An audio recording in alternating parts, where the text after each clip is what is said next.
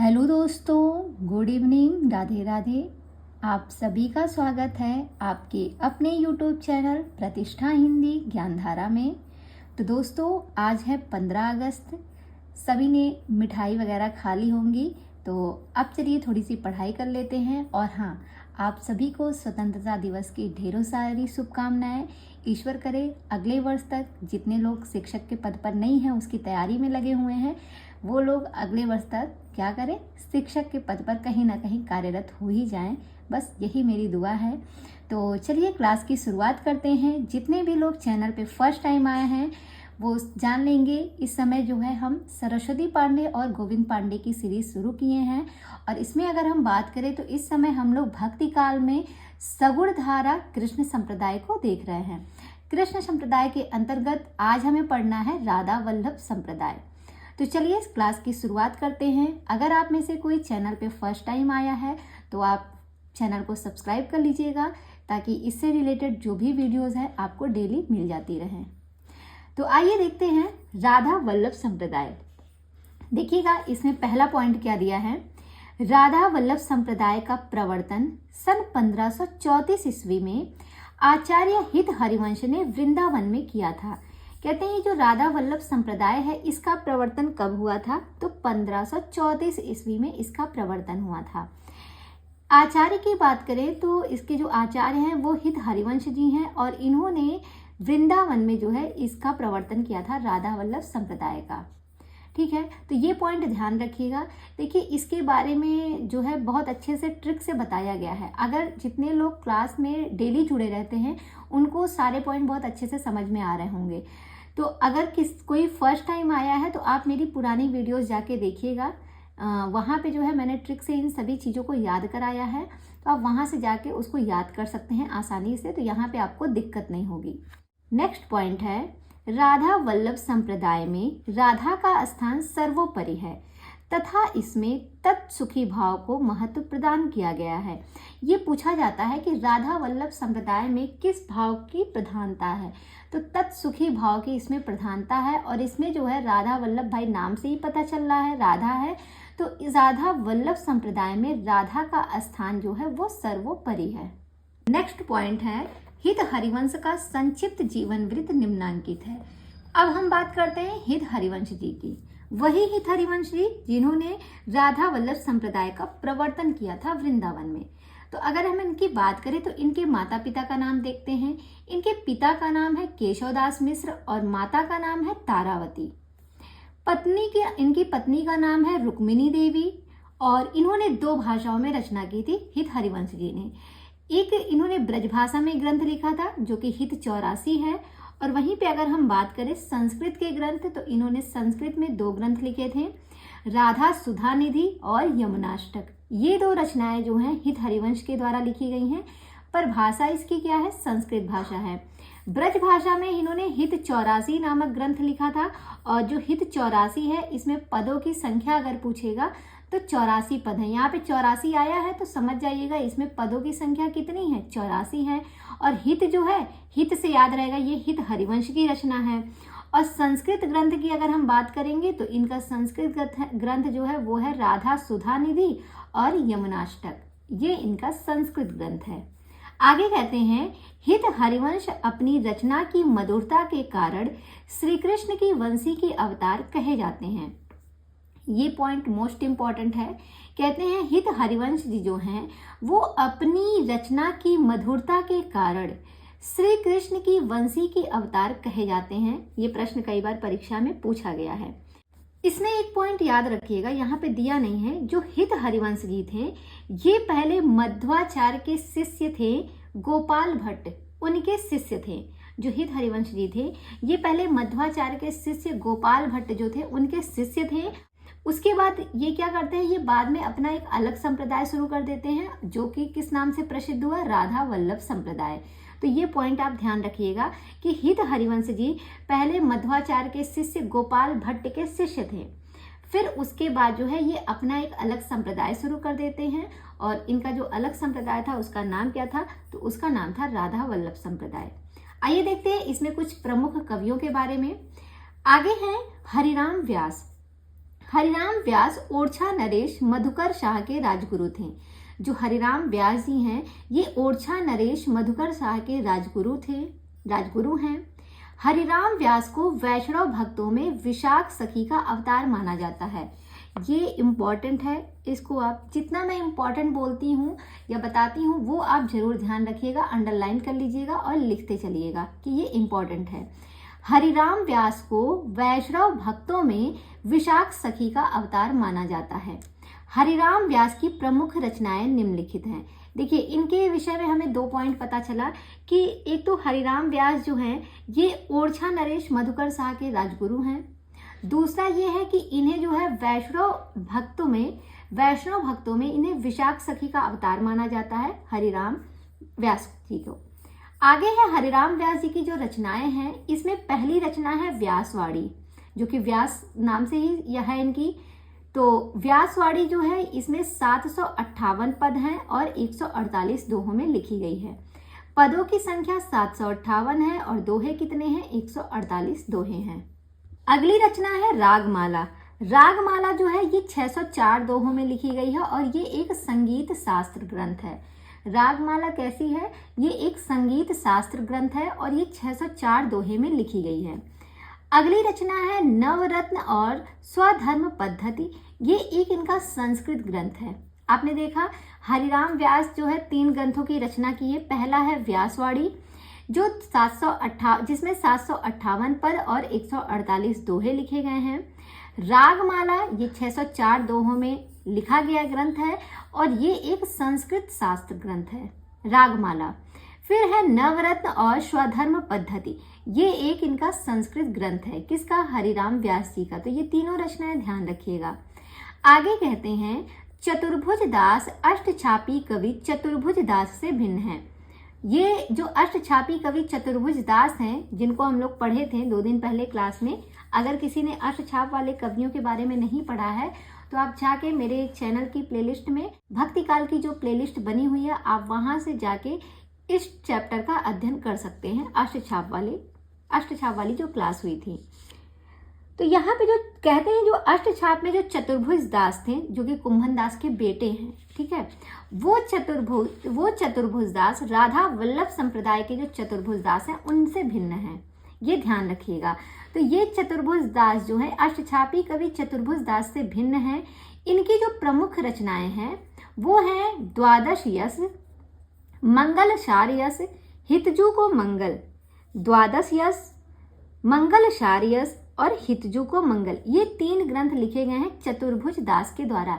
लेकिन ये वो वाले चतुर्भुज दास नहीं है अष्टछाप कवि वाले, अष्टछाप वाले चतुर्भुज दास नहीं है, यानी कि कुंभन दास के बेटे नहीं हैं ये दूसरे चतुर्भुज दास हैं। अगर इसकी रचनाएं जो हैं इनको अगर हम ट्रिक से याद करें तो इसकी ट्रिक बनेगी अपनी चारों भुजाओं यानी कि चतुर्भुज, ठीक है, अपनी चारों भुजाओं से द्वादश यश द्वारा मंगल सार कर सबका हित करना यानी कि सबका मंगल करना। अपनी चारों भुजाओं से द्वादश यश द्वारा मंगल सार कर सबका हित करना या सबका मंगल करना। तो सबका हित करना यानी कि हितजू को मंगल, मंगल सार यश हो जाएगा, द्वादश यश तो द्वादश यश हो जाएगा, चारों भुजाओं से चतुर्भुज दास हो जाएगा। तो ये कनेक्ट हो जाएगी इनकी सारी रचनाएं। एक बार फिर से ट्रिक को सुनिएगा। अपनी चारों भुजाओं से द्वादश यश द्वारा मंगल सार कर सबका हित, ब्रैकेट में लिख लीजिएगा, मंगल करना, याद हो जाएगा। आगे देखिएगा, अगला पॉइंट है ध्रुवदास ने स्वप्न में हित हरिवंश से शिष्यत्व ग्रहण किया। कहते हैं जो ध्रुवदास जी थे ये सपने में ही हित हरिवंश जी से जो है शिष्यत्व ग्रहण कर लिया था, यानी कि ध्रुवदास के गुरु कौन हुए? हित हरिवंश जी। और हित हरिवंश के जो प्रिय शिष्य हुए वो कौन हुए? वो हुए ध्रुवदास जी। आगे देखिएगा, ध्रुवदास की प्रमुख रचनाएं निम्नलिखित हैं। इनकी रचनाओं की अगर हम बात करें तो रचनाएं कुछ ज़्यादा ही हैं, लेकिन सबको हम एक एक करके पढ़ते हैं। तो देखिएगा यहाँ पे जो रचनाएं हैं इनकी, पहली है जीव दशा लीला, मन श्रृंगार लीला, रस विहार लीला, वैदक ज्ञान लीला, हित श्रृंगार लीला, रंग हुलास लीला, मन शिक्षा लीला सभा मंडल, सभा मंडल को ध्यान रखिएगा, यहाँ पे लीला शब्द नहीं आया है, तो सभा मंडल ध्रुवदास की रचना है। रंग विनोद लीला, वृंदावन सत लीला, रस मुक्तावली लीला, आनंद दशा विनोद लीला, ख्याल हुलास लीला, रस हीरावली लीला, रहस्य लता लीला, भक्त नामावली लीला, रस रत्नावली लीला, आनंद लता लीला, वृहद वावन पुराण की भाषा। एक इसको याद रखिएगा, वृहद वावन पुराण की भाषा, ठीक है, इसमें भी लीला शब्द नहीं आया है। एक इस रचना को इनका ध्यान रखिएगा, वृहद वावन पुराण की भाषा। आगे है प्रेमावली लीला, अनुराग लता लीला, सिद्धांत विचार लीला जो कि गद्य में है, प्रियाजी नामावली लीला, प्रेम दशा लीला, प्रीति चौवनी लीला, रहस्य मंजरी लीला, रसानंद लीला, आनंदाष्टक लीला, सुख मंजरी लीला, ब्रज लीला, भजनाष्टक लीला, रति मंजरी लीला, जुगल ध्यान लीला। एक है सुख मंजरी, यहाँ पे है रति मंजरी, ध्यान रखिएगा। आगे है भजन कुंडलीय लीला, नेह मंजरी लीला, नित्य विलास लीला, भजन सत लीला, वन विहार लीला, मान लीला, भजन श्रृंगार सत लीला, रंग विहार लीला और दान लीला। ये इतनी रचनाएं जितनी इनकी हमने पढ़ी है, सब में लीला शब्द आया हुआ है, तो ध्यान रखिएगा ये ध्रुवदास की रचना है। इनकी 2 रचनाएं ऐसी मिली जिसमें लीला शब्द नहीं जुड़ा हुआ है। कौन कौन सी रचनाएं हैं? एक तो आपको मिल गई सभा मंडल, और दूसरी आपको कौन सी रचना मिली? वृहद वामन पुराण की भाषा। ये 2 रचनाएं हैं जिसमें लीला शब्द नहीं जुड़ा है, तो इन दोनों को याद रखिएगा। बाकी सब में जो है लीला शब्द कहीं ना कहीं से आ ही गया है, तो लीला वाली रचनाएं ध्रुवदास की है, और इसकी क्या ही ट्रिक बताएं, ये तो खुद इतनी ज़्यादा है, और इसमें ऐसे ही बस पहचान कर सकते हैं। आगे देखिएगा, नेही नागरीदास ने वृंदावन में हित हरिवंश जी के पुत्र गोस्वामी वनचंद्र से दीक्षा ग्रहण की थी। कहते हैं जो नेही नागरीदास जी थे, इन्होंने वृंदावन में हित हरिवंश के जो पुत्र थे गोस्वामी वनचंद्र, इनसे दीक्षा ग्रहण की थी।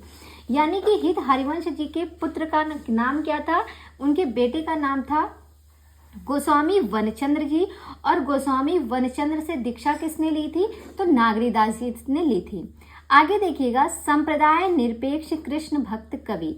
संप्रदाय निरपेक्ष कृष्ण भक्त कवियों के बारे में हम कुछ पढ़ लेते हैं। तो इसमें सबसे पहले अगर हम बात करें तो सबसे पहले आती हैं मीराबाई। मीराबाई ने श्री कृष्ण की उपासना प्रियतम या पति के रूप में की है। ये मोस्ट इम्पॉर्टेंट लाइन है, ये परीक्षा में कई बार यहाँ से प्रश्न बना है कि मीराबाई ने श्री कृष्ण की उपासना किसके रूप में की है? तो इन्होंने जो श्री कृष्ण की उपासना की थी वो प्रियतम या पति के रूप में की थी। मीराबाई का संक्षिप्त जीवन वृत्त देखते हैं हम लोग। इनके अगर जीवन वृत्त की बात करें तो सबसे पहले देखिएगा इनका जन्म। तो जो मीराबाई हैं, इनका जन्म जो है वो 1516 ईस्वी में हुआ, और इनकी मृत्यु 1546 ईस्वी में। जन्म हुआ 1516 में, मृत्यु हुई 1546 में। जन्म स्थान इनका है कुड़की। पिता का नाम रत्न सिंह था, पति का नाम भोजराज था। गुरु इनके रैदास थे। इनके गुरु का नाम बहुत पूछा जाता है, और पति का नाम भी पूछा जाता है, लेकिन गुरु ज़्यादा पूछे जाते हैं। तो मीराबाई के जो गुरु थे वो रैदास जी हैं। भक्ति की बात करें तो इनकी जो भक्ति थी वो माधुर्य भाव की भक्ति थी। मृत्यु स्थान इनका कहाँ था? रणछोड़ मंदिर। मृत्यु स्थान इनका कहाँ पे था? रणछोड़ मंदिर पर। आगे देखिएगा, मीराबाई की जो भाषा थी वो राजस्थानी मिश्रित ब्रज भाषा थी। मीराबाई की भाषा कैसी थी? इंपॉर्टेंट है, इनकी भाषा जरूर याद रखिएगा। इनकी जो भाषा थी वो राजस्थानी मिश्रित ब्रज भाषा थी। मीराबाई की प्रमुख रचनाएं इस प्रकार है। इनकी कुछ रचनाएं दी गई हैं मीराबाई की, तो इनको हम देख लेते हैं इनकी कौन कौन सी रचनाएं हैं। तो यहाँ पे देखिएगा, मीराबाई की जो प्रमुख रचनाएं हैं उसमें सबसे पहले आ जाती है रचना गीत गोविंद की टीका। पहली रचना है गीत गोविंद की टीका। दूसरी रचना है नरसिंह जी का मायरा। ये बहुत इंपॉर्टेंट सारी रचनाएं हैं मीराबाई की, तो याद रखिएगा। गीत गोविंद की टीका, नरसिंह जी का मायरा, राग सोरठा, राग गोविंद, मलार राग, सत्यभामा नो रुसरडम, मीरा राम की गरबी और रुक्मणी मंगल। रुक्मणी मंगल कई लोगों की रचना है। मिलती जुलती रचनाओं की क्लास मैंने स्टार्टिंग में ही ली थी। अगर आप लोग उसका अध्ययन करना चाहते हैं तो मेरी वीडियो जाके आप देखिएगा, प्लेलिस्ट बनी हुई है मिलती जुलती रचनाओं की, आप वहाँ से कर सकते हैं। जब मैंने यूट्यूब पे चैनल शुरू किया था तो सबसे पहले मैं मिलती जुलती रचनाओं को ही पढ़ाई थी, लेकिन मैंने अधिकतर करके जितनी भी मिलती जुलती रचनाएं हैं मैंने वहाँ पे पढ़ा दिया है, तो आप वहाँ से उसका अध्ययन कर सकते हैं। तो ये चीज हो गई, ये इनकी रचनाएं थी। यहाँ पे हमने देखा मीराबाई की रचनाएं, जो कि 8 रचनाएं हैं। इनको याद कैसे रखेंगे, एक 2 लाइन की मैंने पंक्ति बनाई है, उस पंक्ति को याद कर लीजिए, मीराबाई की सारी रचनाएं याद हो जाएंगी। पंक्ति क्या है, नर गीत गाए दो राग में, नर गीत गाए दो राग में, सुने मीरा रुखमणी सत्य मलार से। नर गीत गाए दो राग में, सुने मीरा रुक्मणी सत्य मलार से। तो देखिए, इसको अब याद हम कैसे करेंगे कि ये सारी रचनाएं कनेक्ट हो जाए। नर से क्या हो जाएगा, नर से हो जाएगा नरसिंह जी का मायरा, ठीक है। गीत से हो जाएगा गीत गोविंद की टीका। फिर गीत गाए दो मतलब 2 राग में, तो 2 बार राग आया है, एक आया है राग सोरठा, एक आया है राग गोविंद। तो 2 से हो जाएगा कि 2 बार राग शब्द आया है 2 रचनाओं में, तो एक राग से हो जाएगा राग सोरठा, दूसरे राग से हो जाएगा राग गोविंद। तो ये इतना क्लियर हो गया। दूसरी लाइन में है सुने मीरा रुक्मणी सत्य मलार से। तो सुने मीरा, तो मीरा से हो जाएगा मीरा की गरबी, रुक्मणी से हो जाएगा रुक्मणी मंगल, और सुने मीरा रुक्मणी सत्य मलार से, तो सत्य से हो जाएगा सत्य भामा नु रुषड़म, और मलार से हो जाएगा मलार राग। तो ये पूरी ट्रिक थी इस इनकी जो रचनाएं हैं उनको याद करने की। एक बार फिर से सुनिएगा, नरगीत गाए 2 राग में, सुने मीरा रुक्मणी सत्य मलार से। याद हो गया। आगे देखिएगा, मीराबाई के स्फुट पद मीराबाई की पदावली नाम से प्रकाशित हैं। जो मीराबाई के स्फुट पद लिखे गए हैं वो किस नाम से प्रकाशित हैं इस साहित्य जगत में, तो मीराबाई की पदावली नाम से प्रकाशित हैं। मीराबाई ने तुलसीदास को एक पत्र में लिखा था, क्या लिखा था पत्र में, स्वति श्री तुलसी कुलभूषण दूषण हरन गुसाई, 12 बार प्रणाम करहु अब हरहु शोक समुढ़ाई। ये वाली जो लाइन लिखी गई है मीराबाई के द्वारा लिखी गई है, ध्यान रखिएगा।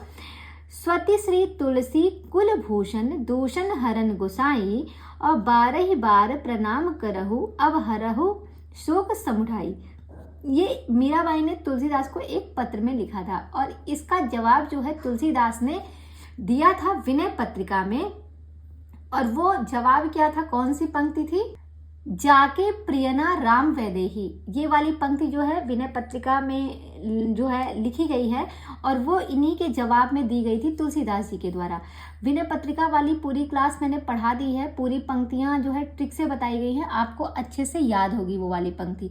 अगर नहीं आप लोगों में से किसी ने पढ़ी है तो आप जाके पंक्तियों वाली जो क्लास है मेरी सारी प्लेलिस्ट बनी हुई है, आप वहाँ से जाके देख सकते हैं। जो भक्ति काल की प्लेलिस्ट बनी है वहाँ पे मैंने भक्ति काल की जितनी भी पंक्तियाँ हैं उसको मैंने वहाँ पे जो है पढ़ाया हुआ है, तो आप जाके वहाँ से पढ़ सकते हैं। और सारी पंक्तियों को कोशिश यही की गई है जितना हो सके सरल शब्दों में उसको याद करा दिया जाए। तो प्रयास मैंने किया है, बाकी आप जाके देखेंगे तो ही आप बता सकते हैं कि आपको वो चीज़ें समझ में आई हैं या नहीं आई हैं। तो वहाँ से आप उस पंक्ति को देख के याद भी कर सकते हैं। और यहाँ पे बात करें तो ये मीराबाई के द्वारा लिखी गई पंक्ति है। आगे बढ़ते हैं। नेक्स्ट पॉइंट है, रसखान का मूल नाम सैयद इब्राहिम था। जो रसखान थे इनका जो मूल नाम है पूछा जाता है, इनका मूल नाम सैयद इब्राहिम था। इनका जन्म अनुमानतः दिल्ली में सन 1533 में तथा मृत्यु 1618 ईस्वी में हुई। कहते जो रसखान है इनका जो मूल नाम है वो सैयद इब्राहिम था। और बात करें इनके जन्म की तो इनका जन्म जो है दिल्ली में हुआ था। और कब हुआ था, 1533 ईस्वी में इनका जन्म हुआ था। और मृत्यु जो है इनकी 1618 ईस्वी में हुई थी। देखिए नंददास का भी जन्म 1533 में हुआ था। नंददास का जन्म 1533 में हुआ था और 1533 में रसखान का भी जन्म हुआ है। एक दिन मैं जन्म और मृत्यु वाली भी क्लास लेके आऊंगी, कौन से कवियों का जन्म कब हुआ था, क्योंकि जन्म और मृत्यु से भी 1 या 2 प्रश्न आपके पूछे जाते हैं। तो कम से कम जन्म और मृत्यु तो सभी का याद कर लीजिए, सभी का नहीं लेकिन जो प्रसिद्ध लेखक हैं उनका तो याद करना जरूरी है। तो नंददास का 1533 है। कैसे याद किए थे, जो नंदे होती हैं वो भाभी पर तिरछी तिरछी नजरें डाली रहती हैं। तो तिरछी तिरछी यानी कि 3-3। जो नंद होती हैं वो उनकी नजरें भाभी पर कैसी होती हैं, तिरछी तिरछी होती हैं। तो नंद से हो जाएगा नंददास और तिरछी तिरछी से 3-3, तो 1533 हो गया।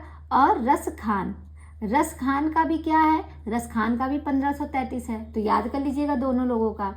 और मृत्यु इनकी 1618 में हुई थी। आगे देखिएगा, सवैया छंद में कृष्ण लीला का गान करने वाले प्रथम कवि रस खान हैं। कहते हैं सवैया छंद की अगर हम बात करें, वैसे तो कृष्ण लीला में गान करने वाले बहुत से कवियाँ हैं, जैसे सबसे ज़्यादा अगर देखा जाए तो सबसे जो प्रसिद्ध है वो सूरदास जी है। लेकिन अगर प्रश्न बना कि सवैया छंद में सबसे ज़्यादा कृष्ण लीला का गान करने वाले कवि कौन थे, तो सवैया छंद में जो है आते हैं वो आते हैं रस खान जी, मोस्ट इम्पॉर्टेंट है। आगे देखिएगा, आचार्य रामचंद्र शुक्ल ने लिखा है, एक कथन है, और कृष्ण भक्तों के समान इन्होंने गीत काव्य का आश्रय न लेकर कवित्व सवैयों में अपने सच्चे प्रेम की व्यंजना की है। तो जैसे ही सवैया छंद देखिएगा आप समझ जाइएगा सवैया यानी कि रस खान की बात हो रही है। सवैया छंद का प्रयोग किसने किया है, सबसे ज्यादा तो रस खान ने किया है। और सवैया छंद में ही कृष्ण लीला गाने वाले जो पहले कवि माने जाते हैं, प्रसिद्ध कवि, वो है रस खान जी।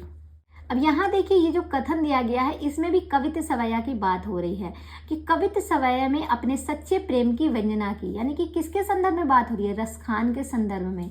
कहा किसने है, तो रामचंद्र शुक्ल ने कहा है। आगे देखिएगा, रस खान की प्रमुख काव्य कृतियां निम्नलिखित हैं, इनकी कुछ रचनाएं दी गई हैं। पहली रचना है सुजान रस खान। अगर सुजान रस खान की बात करें तो ये 181 सवैया, 17 कवित्त, 12 दोहा, 4 सोरठा, कुल मिला दिया जाए तो 214 छंदों में लिखा गया है। जो सुजान रस खान है ये कुल 214 छंदों में, जिसमें 181 सवैया हैं, 17 कवित्त हैं, 12 दोहे हैं और 4 सोरठे हैं। ठीक है, इस चीज को आप ध्यान रखिएगा, क्योंकि यहाँ पे किसी से भी प्रश्न बन सकता है कि सुजान रस खान में कितने दोहों की बात की गई, कितने दोहे लिखे गए हैं, 12 दोहे, कितने सोरठे हैं, 4 सोरठे हैं, कवित्त कितने हैं, 17, और सवैया कितने हैं, 181, टोटल 214 छंद। दूसरी रचना है प्रेम वाटिका, 1614 ईस्वी में लिखी गई। इसमें 53 दोहे की ये एक लघु काव्य कृति है। जो प्रेम वाटिका है ये 53 दोहों में लिखी गई एक लघु काव्य कृति है। अगली रचना है दान लीला। दान लीला जो है यह 11 छंदों का खंड काव्य है। दान लीला कैसी रचना है, ये 11 छंदों का एक खंड काव्य है दान लीला। इसके बाद बात करें तो अगली रचना है अष्टयाम। अष्टयाम जो है इसमें क्या किया गया है, ये रस खान की रचना है अष्टयाम। इसमें कृष्ण की दिनचर्या का वर्णन किया गया है। किसकी, कृष्ण की दिनचर्या का वर्णन किया गया है। देखिए अष्टयाम बहुत लोगों ने लिखा है, जैसे देव कवि ने भी लिखा है अष्टयाम, आपको मिल जाएगा। नाभादास ने 2 अष्टयाम की रचना की है। यहाँ पे आप रस खान का पढ़ रहे हैं कि रस खान के द्वारा भी अष्टयाम की रचना की गई है। रस खान के द्वारा भी अष्टयाम की रचना की गई है। और एक अष्टयाम जो है वो चंद्र गोपाल के द्वारा लिखी गई है, जो कि गौरांग अष्टयाम है, जिसमें चैतन्य महाप्रभु का वर्णन किया गया है। तो ये अष्टयाम के बारे में जो है डिटेल में जो है मैं बताऊंगी किसी दिन। और हाँ, अगर आप लोग ऐसी छोटी छोटी रचनाओं की ट्रिक चाहते हैं कि जैसे मैंने अभी अष्टयाम की बात की, तो यूट्यूब पे एक चैनल है, उसका नाम है विनीता हिंदी हब। उस चैनल का नाम है विनीता हिंदी हब। वो चैनल आप देखिए, बहुत ही अच्छे से उसमें ट्रिक बताई जाती है छोटी छोटी रचनाओं की, और उसमें बहुत टाइम भी नहीं लगेगा। आप आसानी से जो है हर एक पॉइंट को क्लियर कर सकते हैं। और इस तरीके से वो मैम पढ़ाती हैं कि वो चीज़ें आपकी मतलब जैसे होता है ना कि एक सरल शब्दों में बताती भी हैं और एक्सप्लेन भी बहुत अच्छे से करती हैं और दिमाग में आपके बन भी जाएगी। तो अगर आप इन छोटी छोटी रचनाओं को याद करना चाहते हैं तो आप उनके चैनल को भी देखा कीजिए, बहुत ही अच्छे से पढ़ाती हैं। और अभी उन्होंने भी हाल फिलहाल में अपना चैनल शुरू किया है, मैं देखती हूँ, तो मुझे कभी कभी मतलब मैं देखी हूँ उनका चैनल, तो मुझे अच्छा लगा है, काफ़ी अच्छे से काफ़ी मेहनत भी करती हैं। तो अगर हो सके तो आप लोग भी जाइए उनके चैनल पे और देखिए, और जितना ज़्यादा हो सके अपने दोस्तों में भी शेयर कीजिए, क्योंकि वो मैम भी काफ़ी मेहनत करती हैं और बहुत अच्छे से पढ़ाती भी हैं। और यहाँ पे अगर हम बात करें तो वहाँ पे उन्होंने अष्टयाम के बारे में बताया है। अगर आप लोगों में से किसी को सारे अष्टयाम के बारे में जानना है तो उन्होंने अपनी क्लास में एक वीडियो डाली है, तो उसमें उन्होंने ट्रिक के माध्यम से बताया है कि नहीं ये तो मुझे नहीं ध्यान है, लेकिन हाँ उन्होंने सारे अष्टयाम के बारे में बताया है। एक बार जाके पढ़िएगा, मैंने भी वहीं से पढ़ा था। तो ये पॉइंट आप वहां से ध्यान रख लीजिएगा। आगे देखिएगा, अगला पॉइंट है, भारतेंदु हरिश्चंद्र ने लिखा है, इस मुसलमान हरिजनन पर केतिन हिंदुन वारिये। ये लाइन किसके द्वारा लिखी गई है? रसखान के संदर्भ में लिखी गई है भारतेंदु हरिश्चंद्र के द्वारा, कि इस मुसलमान हरिजनन पर केतिन हिंदू वारिये। तो ये आप याद कर लीजिएगा, किसके द्वारा कही गई है? भारतेंदु हरिश्चंद्र के द्वारा रसखान के संदर्भ में ये कथन है। अच्छा, अब इनकी जो रचनाएं हैं रसखान की, इनको याद कैसे रखें कि ये सारी रचनाएं रसखान की हैं। इसको याद करिएगा कि रसखान नाम है तो पहली रचना तो सुजान और रसखान है ही, तो रसखान इसमें आ ही गया, तो समझ जाएंगे रसखान की रचना है। तो कहते हैं, सुजान रसखान ने प्रेम वाटिका में दान दिया 8 प्रकार से कृष्ण को, यानी कि अष्टयाम में किसकी रचना की गई है? इसका वर्णन मिलेगा, कृष्ण का वर्णन मिलेगा। तो याद हो जाएगा ना, सुजान रसखान ने प्रेम वाटिका में, कहाँ पे? प्रेम वाटिका में। सुजान रसखान ने प्रेम वाटिका में दान दिया कितने प्रकार से? 8 प्रकार से। दान से जगह दान लीला, दान दिया 8 प्रकार से, किसको? कृष्ण को। तो कृष्ण से हो जाएगा कि अष्टयाम में कृष्ण की दिनचर्या का वर्णन है। तो इस तरीके से हम रसखान की सारी रचनाओं को याद कर लेंगे। तो अगर आपको ये सेशन पसंद आया है, आपको चीजें अच्छे से याद हो रही हैं, तो प्लीज़ वीडियो को लाइक कीजिएगा, जितना ज़्यादा हो सके अपने दोस्तों में शेयर कीजिए, और चैनल को अगर अभी तक सब्सक्राइब नहीं किया है तो चैनल को भी सब्सक्राइब कर लीजिए, ताकि डेली जो है वीडियोस मेरे द्वारा जो अपलोड की जाती है उसकी नोटिफिकेशन आपको तुरंत मिले। तो कल जो है हम लोग कृष्ण भक्ति शाखा के कवियों और उनकी कुछ प्रमुख पंक्तियों को देखेंगे। यहाँ तक तो हमने कृष्ण भक्ति शाखा पढ़ लिया, जितने भी थे इसमें कवि, उनको एक एक करके सभी कवियों का संपूर्ण अध्ययन किया है। जो लोग चैनल पे, मैं बार बार कह रही हूँ कि जो लोग चैनल पे पहली बार आए हैं वो प्लीज़ पुरानी वीडियो को भी देखें। अगर पुरानी वीडियोस को आप देखेंगे तो आपका कॉन्सेप्ट और क्लियर होते चलेगा और आगे भी जो है अच्छे से तैयारी होती रहेगी। ये पुस्तक बहुत इंपॉर्टेंट है।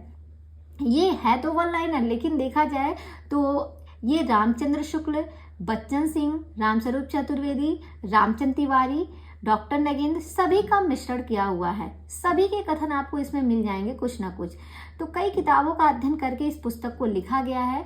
तो जितना ज़्यादा हो सके इस पुस्तक को अच्छे से पढ़िए। अगर किसी, वैसे तो सभी ने पढ़ा ही होगा, लेकिन क्या होता है ना, हम जितनी बार एक पुस्तक को पढ़ते हैं कुछ ना कुछ हमें नया मिलता है। तो कहा जाता है 10 किताब पढ़ने से अच्छा है, आप एक बुक पढ़ लिए फिर उसका कहेंगे मैंने ये बुक खत्म कर ली, फिर दूसरी उठाते हैं।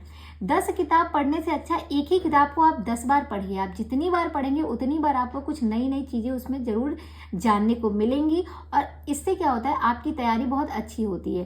तो ऐसा नहीं मैं कह रही हूँ कि इसी बुक को बस पढ़िए, लेकिन ये बुक भी पढ़िए। ऐसा नहीं है कि आप और बुक पढ़ेंगे तो इस बुक को मत पढ़िए।